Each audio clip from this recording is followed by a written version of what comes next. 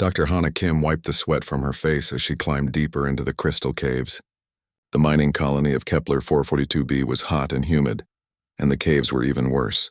Her boots made soft sounds on the rocky ground as she moved her scanner back and forth across the cave walls. "Are you getting anything interesting, Dr. Kim?" asked Day Park, her young assistant. He carried the heavy equipment bags and tried to keep up with her quick pace. "Not yet," Hana said, checking her scanner again. "But these caves are old. Really old. If there's anything here from the past, we'll find it." Behind them, Security Officer Tae Woo kept watch. He carried a plasma rifle and looked around carefully. The caves were supposed to be safe, but on mining colonies, you never knew what you might find. Hana had been working on Kepler 442b for 3 months now. She was a xenoarchaeologist, which meant she studied the remains of alien civilizations. Most people thought her job was boring, but Hana loved it. Every day brought the chance to discover something new about the galaxy's past. The colony was built to mine rare crystals from the planet's core. The crystals were used to power spaceships and were worth a lot of money. But Hana wasn't here for crystals. She was here because the planet was old and old planets sometimes held secrets. "Dr. Kim, look at this," Day called out. He was pointing his light at a section of the cave wall that looked different from the rest. Hana hurried over and ran her scanner across the wall. The readings made her heart beat faster. "There's something behind this wall," she said. "Something metal?" "Could be just ore deposits," Tae-woo suggested, but he moved closer to look. "No," Hana shook her head. "This is different. The metal is in patterns. Straight lines. That doesn't happen in nature." She pulled out her digging tools and started carefully scraping away the rock and crystal formations that covered the wall. Day helped her, and soon they could see glimpses of dark metal underneath. After 2 hours of careful work, they had cleared away enough rock to see what was hidden beneath. Hana stepped back and stared in amazement. "What is that?" Day whispered. In front of them was the curved hull of a spaceship. The metal was dark and smooth, unlike anything Hana had ever seen. Strange symbols were carved into its surface, and the whole thing looked incredibly old. "It's a ship," Hana said, her voice full of excitement. "An ancient ship," Tae-woo frowned. "How did a ship get buried this deep? This cave is thousands of meters underground." "That's what we need to find out," Hana said. She ran her scanner over the ship's hull, taking readings and pictures. The metal was made from materials she didn't recognize, and the design was completely unfamiliar. As she moved her scanner along the hull, something caught her attention. There were markings near what looked like it might be a door. She cleaned away more dirt and crystal debris to get a better look. "Day, bring the light closer," she said. When the bright beam hit the markings, Hana's breath caught in her throat. Carved into the metal in small, precise letters was a serial number, K7739 Terra Prime. "Terra," she whispered, reading the word again to make sure she wasn't mistaken. "What's Terra?" Dai asked. Hana's hands were shaking as she took pictures of the marking. "Terra is the old name for Earth, the ancient name." "But that's impossible," Tae-woo said. "Humans have only been in space for a few hundred years. The ship looks like it's been here for thousands of years." Hana couldn't argue with that logic, but she couldn't argue with what she was seeing either. The word Terra was right there, carved into the hull of an alien ship that was older than human civilization. "We need to get a full excavation team down here," she said, trying to keep her voice steady. "And we need to contact the Colonial Defense Force. This changes everything." "Changes what?" Day asked, but Hana was already packing up her equipment. "Everything we know about human history," she said. "If this ship really is as old as it looks, and if that marking really says what I think it says, then humans weren't the newcomers to the galaxy that we thought we were."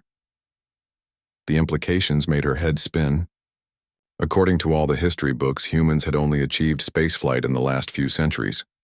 They were one of the youngest species in the galaxy, with no ancient heritage or forgotten empires. But this ship suggested something very different.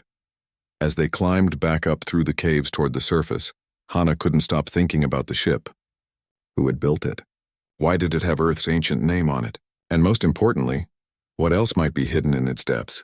When they reached the surface, the twin suns of Kepler 442b were setting, painting the sky in shades of orange and purple. The mining colony sprawled out before them, with its prefab buildings and industrial equipment. But Hana barely noticed the view. Her mind was still deep underground, focused on the impossible ship and its mysterious markings. "Dr. Kim," Tae-woo said as they walked toward the colony's communication center. Are you sure about what you saw? Tara could mean something else in an alien language. Hana showed him the pictures on her scanner. Look at the style of the letters. Look at the way they're carved. This isn't alien writing copying a human word. This is human writing on an alien ship. That night, Hana sent her preliminary report to the university and to the Colonial Defense Force. She knew that within days, maybe hours, teams of experts would be descending on the colony. Scientists, military officials, and politicians would all want to see the ship for themselves, but for now the secret was hers. She had discovered something that could rewrite the history of humanity's place in the galaxy. As she lay in her bunk that night, staring at the ceiling, Hana wondered what other secrets the ancient ship might hold. Tomorrow, the real work would begin. 3 weeks had passed since the discovery, and the mining colony looked very different now. Military ships filled the sky, and scientists from across human space had arrived to study the ancient vessel. The cave entrance had been expanded, and a proper excavation site now surrounded the mysterious ship. Hana stood before the ship's hull, which her team had fully exposed.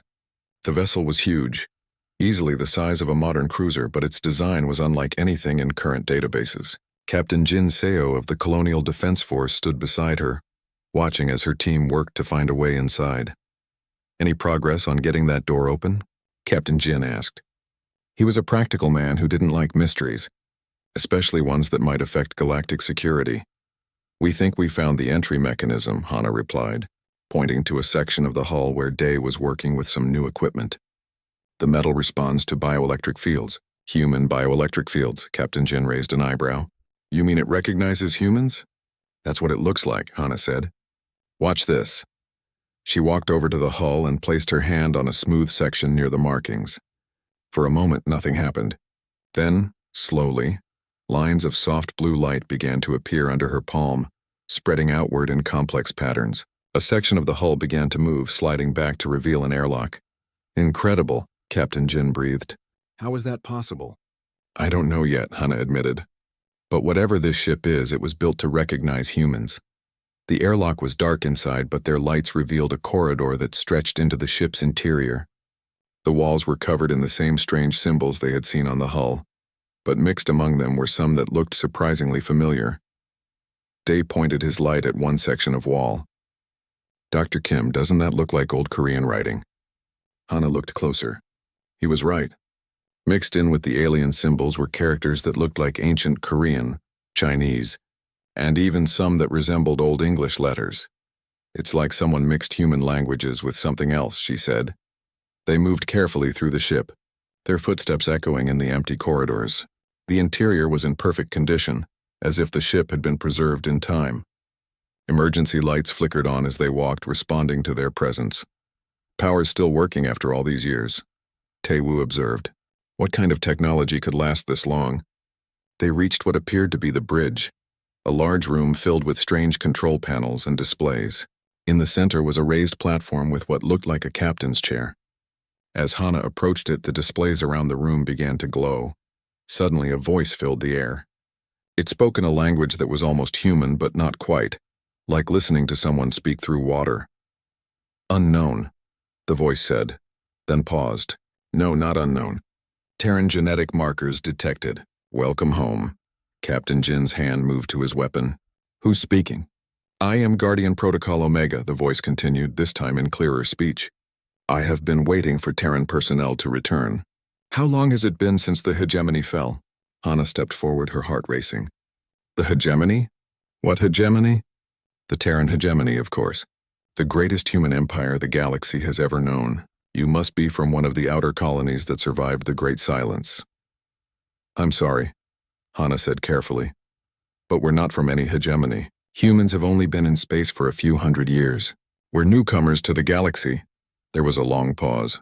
When the voice spoke again, it sounded confused and sad. That cannot be correct. Scanning your genetic patterns now, you are clearly human, clearly descended from Terran stock.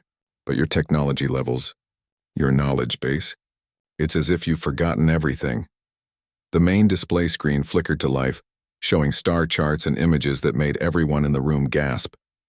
The chart showed dozens of star systems connected by trade routes, all marked with a symbol of Earth. The images showed massive space stations, fleets of ships, and planets covered in cities. This was the Terran hegemony at its height, the AI explained. Over 40 star systems under human control or protection. Humanity was not just a member of the galactic community, but its most influential leader. Captain Jin stared at the images. This has to be some kind of mistake. There's no record of any human empire. All records may have been lost during the Great Silence, the AI said. I was programmed to preserve essential information in case of catastrophic loss. My master Kale Vorth foresaw that something terrible might happen. Kale Vorth? Hana asked. Who was he? The screen changed to show the image of a man in strange armor. He looked completely human, but his equipment was far more advanced than anything they had seen before. His eyes were serious but kind, and there was something about his face that reminded Hana of the Korean miners back on the colony. Kyle Vorth was my master, the AI said with something that sounded like pride, one of humanity's greatest warrior diplomats. He served as an ambassador to dozens of alien species and helped expand human influence across the galaxy. This ship was his personal vessel. Warrior diplomat? Captain Jin asked. Humans were unique in the galaxy, the AI explained. Other species were either purely peaceful or purely aggressive. Humans could be both, switching between diplomacy and warfare as needed. This made them incredibly effective at dealing with different types of aliens. The screen showed more images, humans in council chambers with bizarre alien creatures, human ships engaged in massive space battles, human scientists working alongside alien researchers. But what happened? Hana asked. Where did this empire go? The Great Silence, the AI said, and the sadness in its voice was clear. A coordinated attack that destroyed most human colonies within a few months. The details are classified, but Kale Vorth suspected it was planned by a coalition of species who feared human influence. That's impossible, Captain Jin said. The other species in the galaxy aren't hostile to humans. We have good relations with most of them. Perhaps they learned to hide their true feelings, the AI suggested. Or perhaps enough time has passed that they no longer see humans as a threat. After all, you have clearly forgotten your heritage. Hana walked closer to the display, studying the star charts. Can you show us where these colonies were located? Of course. The AI brought up a galactic map with dozens of systems marked in blue. These were the core worlds of the hegemony. Many may still contain automated defenses or preserved facilities. As Hana studied the map, she realized that some of these systems were known to modern humans, but they were listed in the databases as dead systems or systems with unknown ruins. No one had ever suspected they were ancient human colonies. There's something else, the AI continued. My medical scanners indicate that you are malnourished and physically weaker than standard Terran baseline. Your equipment is also significantly less advanced than it should be. What has happened to human civilization? Captain Jin and Hana exchanged glances. How could they explain that humanity had struggled for centuries just to reach the stars, when this AI was telling them that humans had once ruled much of the galaxy? We'll need time to process this information, Hana said finally. Can you teach us about these technologies? About our history? It would be my honor, the AI replied. After all, that is what I was programmed to do. To preserve humanity's legacy until the day when humans would return to reclaim their place among the stars. As they prepared to leave the ship for the day, Hana's mind was spinning with questions. If this AI was telling the truth, then everything humans thought they knew about their history was wrong. They weren't newcomers to the galaxy at all, but the survivors of a once great civilization. The implications were staggering, and somewhere in the back of her mind, Hana wondered what would happen when the rest of the galaxy learned that the humans were back. Dr. Yan Choi arrived on Kepler 442b 2 days after the AI had been activated. She was a military historian from the Central Defense Academy, and Captain Jin had requested her expertise to analyze the combat data that the ship's AI claimed to possess. Hana met her at the landing pad, where Yan stepped off the transport ship, carrying several cases of analysis equipment. She was a small woman with sharp eyes that seemed to take in everything around her. So this AI claims that humans once had a galactic empire? Yan asked as they walked toward the excavation site. Not just an empire, Hana replied. According to Guardian Protocol Omega, humans were the most influential species in the galaxy. They were diplomats, warriors, and leaders all at once. And you believe this AI? Hana paused before answering. The technology is real. The ship responds to human genetic markers, and the star charts match up with known systems that contain unexplained ruins. Something happened here, something big. When they reached the ship, Guardian Protocol Omega recognized their approach and activated the lighting systems. The AI had been very cooperative, answering questions and providing information about the ship's systems. Guardian, Hana called out as they entered the bridge. I'd like you to meet Dr. Yan Choi. She's here to learn about Kael'vorth's military service. Welcome, Dr. Choi, the AI responded. I have prepared a comprehensive briefing on my master's career. Would you like to begin with his early diplomatic missions or his later combat commands?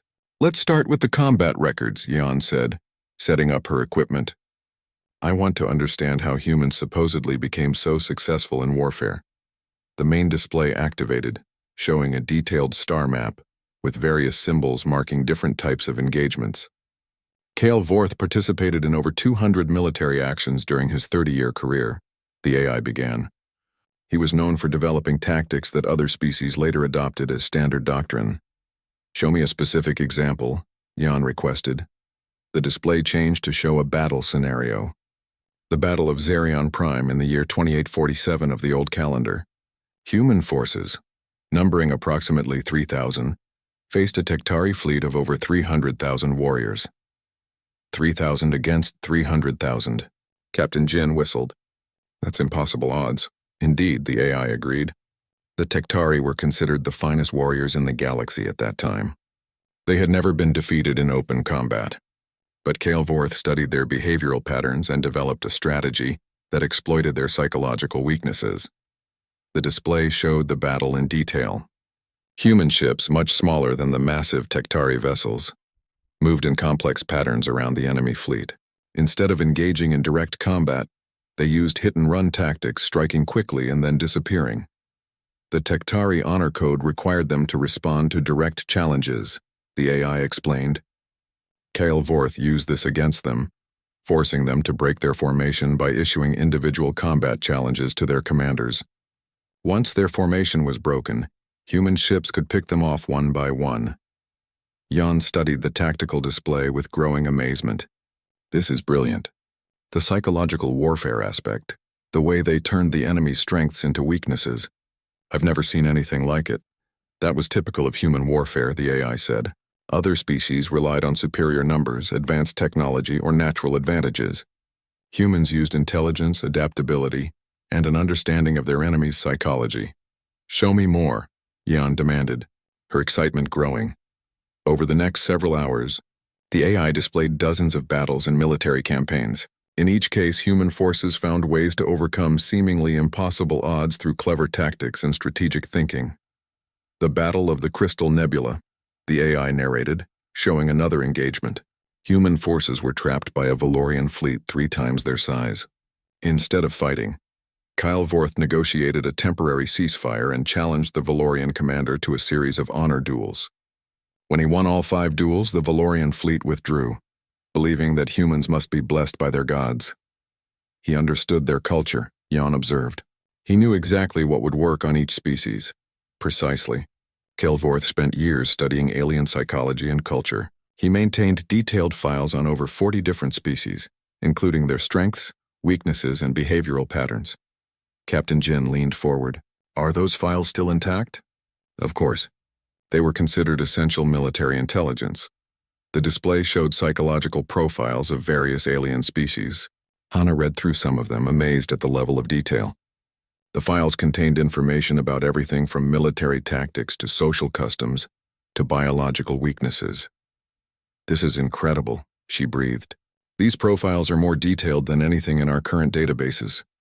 Wait, Yan said, pointing at one of the profiles. This file on the Tektari mentions their traditional formation patterns and honor-based command structure. But those are the exact same tactics they use today. They haven't changed in thousands of years. Many species are slow to adapt, the AI observed. Humans were unusual in their ability to change and evolve their tactics quickly. It was one of their greatest advantages. As they continued reviewing the files, a disturbing pattern emerged. Many of the military doctrines and strategies that current alien species considered their own innovations were actually described in Kyle Vorth's ancient files as human developments. "Look at this," Yeon said, pointing to a file on Valorian battle tactics. This traditional Valorian phalanx formation was actually developed by human military advisors and taught to the Valorians during the hegemony period. And this Tektari ancient warrior code, Captain Jin added, reading another file. According to this, it was created by human diplomats to help the Tektari organize their society more efficiently. The AI confirmed their observations. Humans served as military and cultural advisors to dozens of species during the hegemony. Many alien civilizations were still developing their social structures, and human guidance helped them become more organized and effective. So modern alien military tactics are actually based on ancient human knowledge? Hana asked. To a large extent, yes. Humans had a unique gift for understanding how different minds worked and developing strategies that matched each species' particular strengths and limitations. Yeon stood up and began pacing around the bridge. This changes everything we know about galactic military history. If these records are accurate, then humans weren't just participants in galactic civilization, they were its architects. What happened to Kyle Vorth? Hana asked. How did he end up buried in these caves? The AI's voice took on a somber tone. The Great Silence began with coordinated attacks on human colonies across the galaxy. Kyle Vorth was returning from a diplomatic mission to the Outer Rim when the attack started. He tried to reach as many human worlds as possible, evacuating civilians and organizing defenses. The display showed the final entries in Kyle Vorth's personal log. His face looked tired and sad as he spoke to the camera. The reports keep coming in, the recorded Kale said. Colony after colony goes silent. Someone has been planning this for a long time, waiting for the right moment to strike. I've managed to save maybe 10,000 people, but that's nothing compared to what we're losing. His final mission was to reach Earth itself, the AI continued, but his ship was damaged in a battle with unknown attackers. He managed to land here on this world, but his injuries were too severe. He died knowing that he had failed to save his people. The bridge fell silent as they absorbed this information. Here was a man who had been one of the greatest warriors and diplomats in galactic history, and he had died alone, believing that human civilization was ending. But it didn't end. Hana said quietly. Humanity survived. We're still here. Yes, the AI agreed. And now that you have returned, perhaps it is time for humanity to reclaim its place among the stars. As they prepared to leave the ship that evening, Yeon pulled Hana aside. We need to be very careful about how we handle this information, she said. If other species learn that their military traditions come from ancient human knowledge, and that humans once ruled much of the galaxy, you think they might see us as a threat? Hana asked. I think some of them might remember why they worked so hard to destroy the hegemony in the first place. That night, as Hana lay in her bunk reviewing the day's discoveries, she couldn't stop thinking about Kyle Vorth. He had been a warrior, a diplomat and a leader, but in the end, he had been a man trying to save his people from extinction. Now his ship had been found, and his legacy was being revealed to a humanity that had forgotten its own greatness. The question was, what would they do with that knowledge? The news leaked on a Tuesday morning, 3 weeks after Dr. Yan Choi had arrived on Kepler 442b. Despite all the security measures and classified briefings, someone had managed to transmit details about the ancient ship to the galactic news networks. Ambassador Nari Lim was drinking her morning coffee in her office on Central Station when her aide burst through the door, holding a datapad with an expression of panic. Ma'am, you need to see this, the aide said, activating the wall display. The headline scrolled across the screen in bright red letters. Humans discover ancient warship. Evidence of lost galactic empire found. Nari's coffee cup hit the floor as she read the article. Within minutes, her communication system was buzzing with incoming calls from alien ambassadors, human colonies, and news organizations across the galaxy. The first call came from Ambassador Rexus of the Tektari Confederation.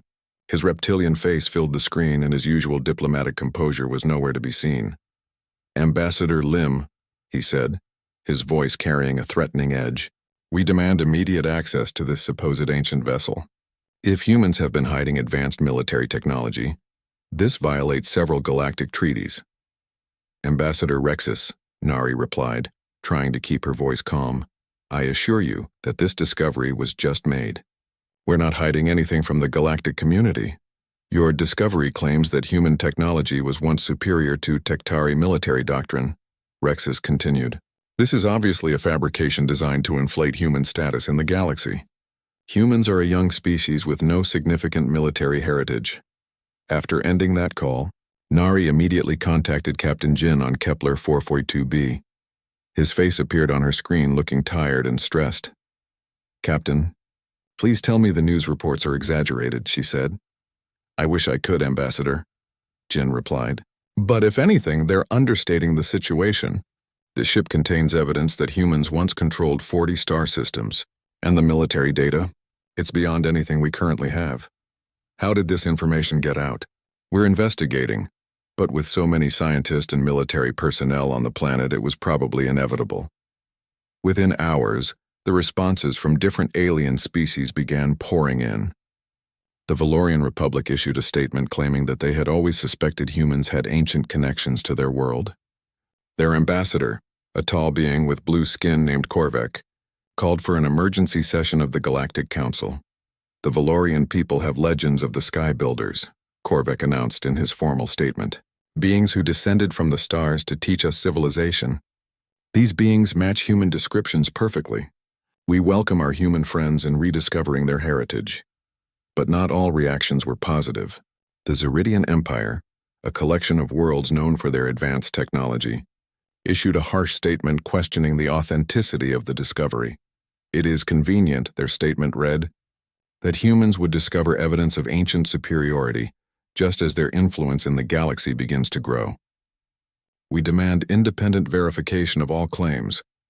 Commander Bo Kang of the Human Colonial Defense Force was in an emergency meeting when the really troubling news arrived. His aide brought him a classified report that made his blood run cold. "Sir," the aide said, "our intelligence division has detected unusual military movements in 3 different alien territories. The Tektari are mobilizing their border fleets, and the Hadron Collective has activated their deep space monitoring stations.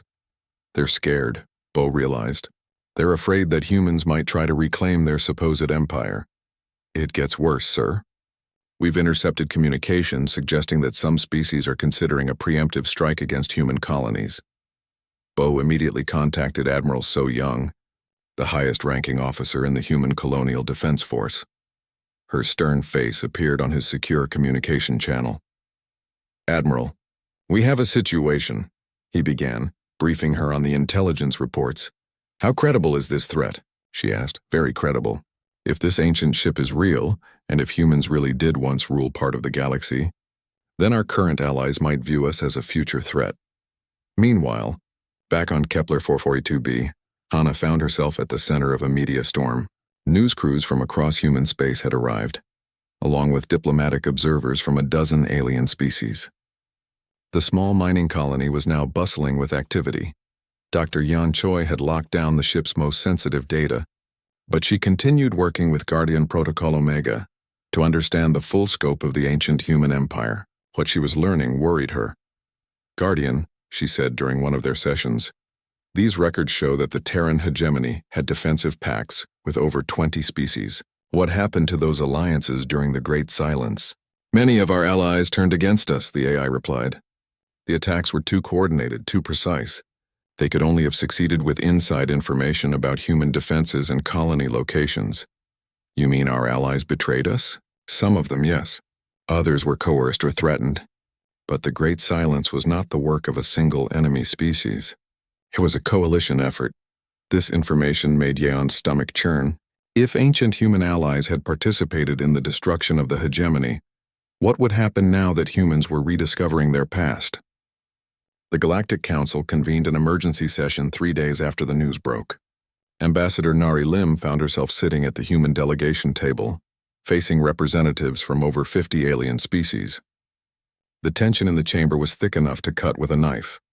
Council Speaker Thex, an ancient being whose species had founded the Galactic Council, called the session to order. "We are here to address the recent claims about human heritage," Thex announced. "The human delegation will present their findings and the council will determine the appropriate response." Nari stood up. acutely aware that every eye in the chamber was focused on her. "Honored council members," she began. "The discovery on Kepler 442b was unexpected. We are still analyzing the data, but preliminary findings suggest that humans may have had a significant presence in this galaxy thousands of years ago." "May have had?" interrupted Ambassador Rexus. "Your own news reports claim definitive proof of a human empire. Which is it?" "The evidence is still being evaluated," Nari replied carefully. "We are committed to sharing our findings with the galactic community once our analysis is complete." "And if these claims are true?" asked Ambassador Korvek of the Valorians. "What are human intentions regarding their supposed ancient territories?" This was the question Nari had been dreading. "Humanity has no territorial claims beyond our current colonies," she said. "We are interested in learning about our past, not in reclaiming ancient empires." "How convenient," muttered the Zeridian representative. "Humans discover ancient superiority but claim no territorial ambitions. History suggests otherwise." The session continued for hours, with different species voicing their concerns and suspicions. Some, like the Valorians, seemed genuinely pleased by the discovery. Others, particularly the Tektari and Zeridians, viewed it as a potential threat. As the session ended, Nari realized that humanity was facing a crucial moment.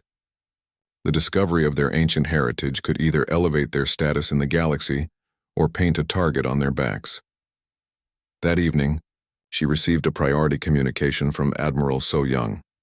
"Ambassador," the Admiral said, "I'm deploying additional fleet units to protect our major colonies. The intelligence reports are getting worse.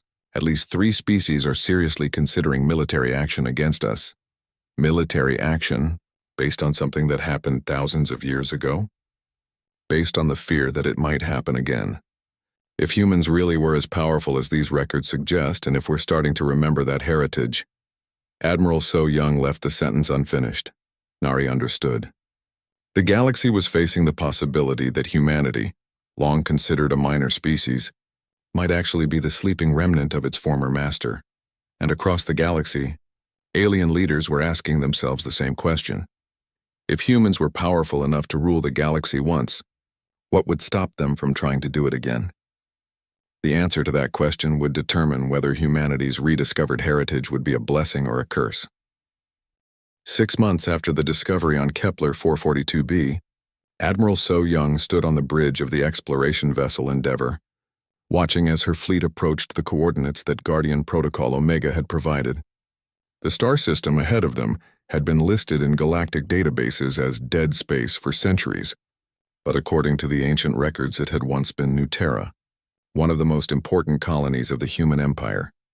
Hana Kim was beside her, along with Dr. Wan Ho, a xenobiologist who had joined the expedition to study any remnants of ancient human civilization they might find.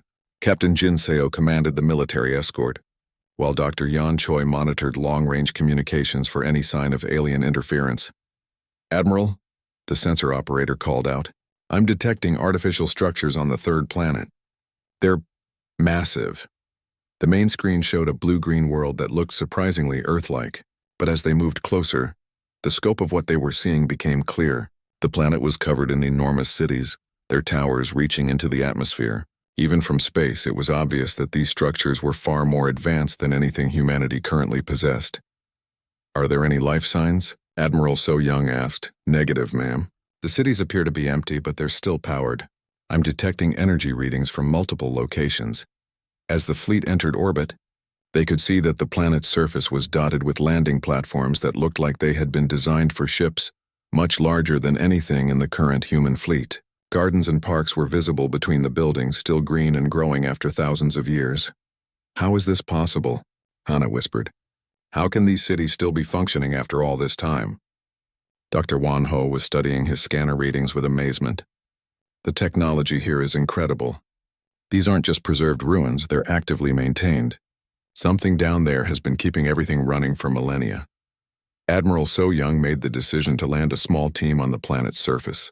As their shuttle descended toward the largest city, automated landing systems activated, guiding them to a platform near what appeared to be a government complex. When they stepped out of the shuttle, the air was fresh and clean. The gravity was exactly Earth normal, and the temperature was perfectly comfortable. It was as if the planet had been waiting for them to return. "Welcome to New Terra," a voice said in perfect modern human language. "Systems have been maintained in anticipation of human return." They looked around but saw no one. The voice seemed to come from speakers hidden throughout the city. "I am City Management Protocol 7, the voice continued. "I have been instructed to assist any human personnel who arrive at this facility." "How many cities like this are there?" Admiral So Young asked. "On this world, there are 15 major population centers. All remain in full operational status. Current population: 0 biological entities, approximately 40 million maintenance androids in standby mode." The numbers were staggering. This single planet had been designed to house hundreds of millions of people.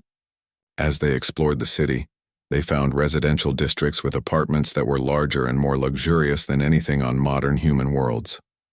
The technology was seamlessly integrated into everyday life, with systems that anticipated needs and responded to voice commands, but the most shocking discovery came when they reached the city's central database. Dr. Wan Ho accessed the population records and found something that made his hands shake. "Admiral," he called out, "you need to see this. There are life signs in the lower levels of the city. Human life signs." They followed the readings deep underground, where they found a vast complex of hibernation chambers, thousands of them, arranged in neat rows, all showing active status lights. "These people have been in cryogenic sleep for over 3,000 years, Dr. Wan Ho said, checking the chamber readings. "The systems have been maintaining them all this time, waiting for someone to wake them up." Admiral So Young stared at the hibernation chambers in amazement. "Survivors from the original colony? It appears so. According to these records, when the Great Silence began, the colony leadership put the entire population into emergency hibernation and activated the city's defensive systems. As they explored further, they found that the planet's defenses were still active. Orbital platforms and ground-based weapon systems were all functional, all controlled by AI systems that recognized human authority. The planet was essentially a fortress that had been waiting for 3,000 years for its owners to come home. "Admiral," Captain Jin's voice crackled over the communication system from the ship. "We're detecting similar installations on 12 other worlds in this system, all showing active defensive postures." The implications were overwhelming. This wasn't just one preserved colony. It was an entire sector of human space that had survived the Great Silence by going into hibernation. Over the following weeks, more expeditions were sent out to other locations provided by Guardian Protocol Omega. Each discovery was more remarkable than the last. Automated shipyards that could produce vessels using technology, centuries ahead of current human capabilities. Research stations where AI systems had continued working for millennia, developing new technologies and storing them for when humans returned. Defense networks that spanned entire star systems, all waiting for human voices to reactivate them. But the most important discovery came from Dr. Wan Ho's analysis of genetic samples from various sites. He found evidence that the Great Silence hadn't been a natural disaster or even a conventional war. It was biological warfare, he announced during a briefing to the expedition leadership. "I've found traces of an engineered plague that was specifically designed to target human genetic markers. Someone created a weapon that would only kill humans." "That's impossible," Captain Jin protested. "That level of biological engineering shouldn't have been possible thousands of years ago." "It wasn't," Dr. Wan Ho agreed. "This plague was created using technology that was more advanced than what any known species possessed at the time. Someone had help. Someone with access to highly advanced genetic engineering capabilities. The evidence pointed to a coordinated effort by multiple species to eliminate humanity from the galaxy. But the attack had failed because some human colonies, like New Terra, had detected the threat early and taken defensive measures. Back on Central Station, Ambassador Nari Lim found herself in an increasingly difficult position. News of the human discoveries was spreading throughout the galaxy, and various alien species were demanding explanations. Some, like the Valorians, were offering support and assistance. Others were becoming openly hostile. The Tektari had mobilized their entire military and were demanding that humans abandon any claims to the discovered worlds. The Zeridian Empire had begun conducting defensive exercises near human space. Even some of humanity's traditional allies were beginning to question whether the resurgent human civilization might pose a threat. The crisis came to a head when Admiral So Young's expedition made contact with the hibernating colonists on New Era. As the ancient humans began to wake up, they brought with them knowledge and technology that current humanity had never imagined. Among the awakened colonists was Dr. May Song, who had been the chief scientist of New Terra's defense project. When she learned about the current state of human civilization, her reaction was both sad and angry. "You mean to tell me that humanity forgot everything?" she asked Admiral So Young during their first meeting. "Our technology, our history, our place in the galaxy?" "We survived," Admiral So Young replied. "That's what matters. Survived as what? As a minor species begging for scraps from aliens who tried to wipe us out?" Dr. May Song's voice was bitter. "Do you know what we sacrificed to preserve this knowledge for you?" As more colonists awakened, a picture emerged of the final days of the Terran hegemony. The human leadership had known that an attack was coming and had prepared contingencies. Some colonies had been hidden, others had been defended, and a few had been placed in hibernation to preserve the human genetic line and technological base. But the awakened colonists also brought a different perspective on galactic politics. They remembered which species had betrayed humanity and which had remained loyal. They knew which alien civilizations could be trusted and which posed ongoing threats. The Tektari were among the worst, Dr. May Song told the expedition team. They pretended to be our allies while secretly providing intelligence to our enemies. Their entire honor code was designed by human advisors, but they repaid us with treachery. That was 3,000 years ago, Hana pointed out. Maybe things have changed. Have they? Dr. May Song asked. Look at how they're reacting now. The moment they learn that humans might be powerful again, they immediately start making threats.